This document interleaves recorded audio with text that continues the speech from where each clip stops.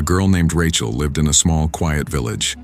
Rachel was known for idleness and lack of ambition. She had a keen gift for procrastination and spent much of her time avoiding the crucial things. No matter how her family and friends tried, Earth ever seemed able to make Rachel understand the value of time. One fine summer afternoon, an old man with great wisdom named Mr. Hassan arrived in the village. Upon his arrival, Mr. Hassan became the subject of much discussion. His keen insight and problem-solving abilities were already well known to everyone there. Rachel, desiring to learn something of this man's wisdom, went to him for advice.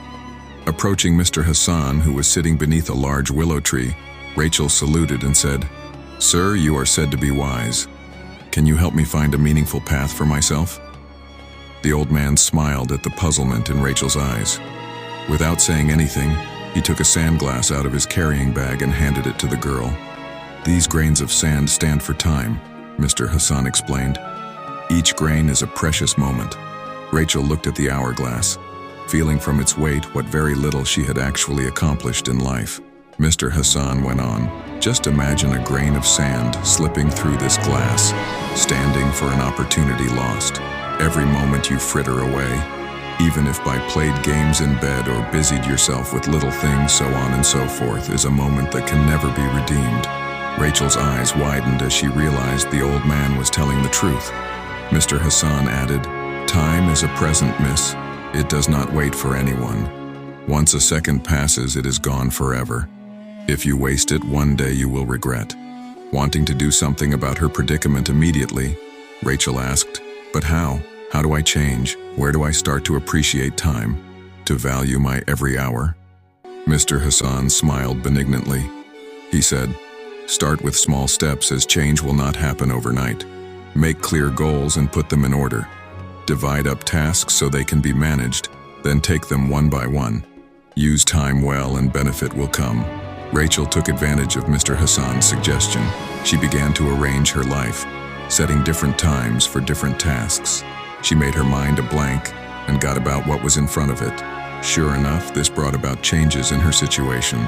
Months turned into years, and Rachel's self-discipline began to yield results. She completed jobs that had been on the back burner for many years and turned to her hobbies. She even uncovered unknown talents which only now were coming out of the woodwork. The villagers were amazed at the transformation in Rachel. Her dedication and hard work had transformed her life. The more she experienced time, Rachel discovered, the more it was also people. She spent more time with family and friends, treasuring each and every minute they shared. Time was ephemeral to Rachel. The seconds spent in the embrace of friends or family a precious treasure. As Rachel grew old, her village recognized her for the achievements she felt at ease after gaining invaluable experience through courteous use of time. She retold her experience to the younger generations, urging them to treasure every moment for all it's worth. She would hold forth, "Don't think for a moment that life will wait on your say-so. Every in this world is fleeting." Rachel's story was carried millions of miles away by the wind, driven by this kind of thinking. Many who heard it began to review their idea of time and take action. They came to sense that time was not a question for management so much as in itself matter precious. What's more, with every good thing has been given by God indeed. Under the aegis of Mr. Hassan's guidance and Rachel's transformation, the village flourished. Everyone pondered the importance of time and how it might affect their futures.